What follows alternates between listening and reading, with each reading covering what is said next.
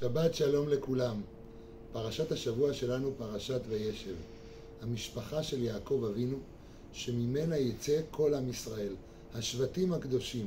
משפחה עם עוצמה רוחנית מדהימה. והנה אנחנו עומדים בפני התפרקות. לא, אני לא מדבר על הדור הנוכחי, חס וחלילה. אני מדבר על פרשת השבוע, שנאת אחים. ממה היא נגרמת?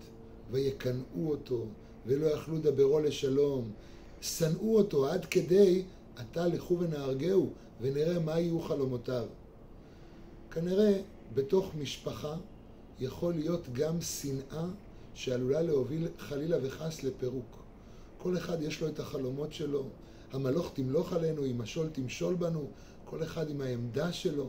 והנה המשפחה מהשנאת אחים הזאת, בהתחלה יוסף מתגלגל למצרים, ולאחריו כל המשפחה, ובסוף עם ישראל מוצא את עצמו בשיעבוד ובגלות מצרים קשה מאוד. הגלות הזאת מסתיימת אך ורק על ידי אהבת אחים.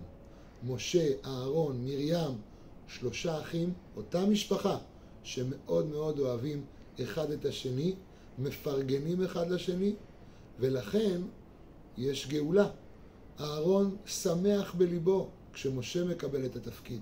מרים, בזכותה בכלל משה נולד, ותתצב אחותו מרחוק, לדעה מה יעשה לו. היא דואגת שגם כשהנסיכה המצרית לוקחת אותו, עדיין אמא שלה תהיה בתמונה, הוא עדיין יישאר יהודי בחינוכו.